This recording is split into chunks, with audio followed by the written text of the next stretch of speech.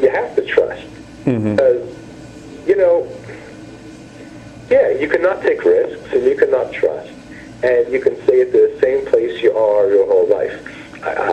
Perfect example is I traveled a lot over the years to Mexico City on business. And at one point I was down there when a colleague of mine was down there. Someone who went down with her husband and was doing something else from school, I know. And we talked about eating in Mexico City. And she said, well, we're not going to leave the five-star hotel that we're in. We'll take all our meals here.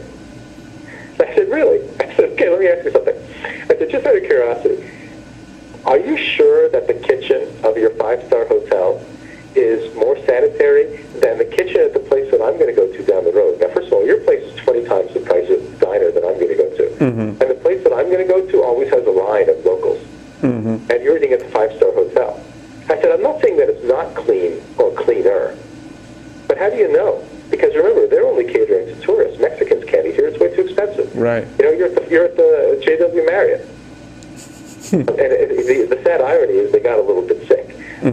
Street food all over the world. And I have one very, very simple rule. It's not that I trust the guy who has the nice smile behind the cart. This is my level of trust. I'm in Mexico City. I want to eat tacos from the street, and there are 5 vendors. I could die from either of these carts, any of these carts, by the way, because they want to be rancid. I'm going to go to the one with the line. The line is the one that people go to all the time.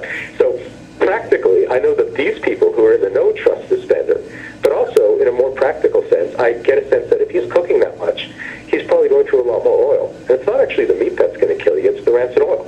Whereas the guy 2 carts down, that stuff might smell good, but nobody's in line, I'll bet you that oil's been sitting in the sun for a long time. I think you use your brain and you use your gut in deciding where to trust. I took a huge leap of faith when I left a very cushy job.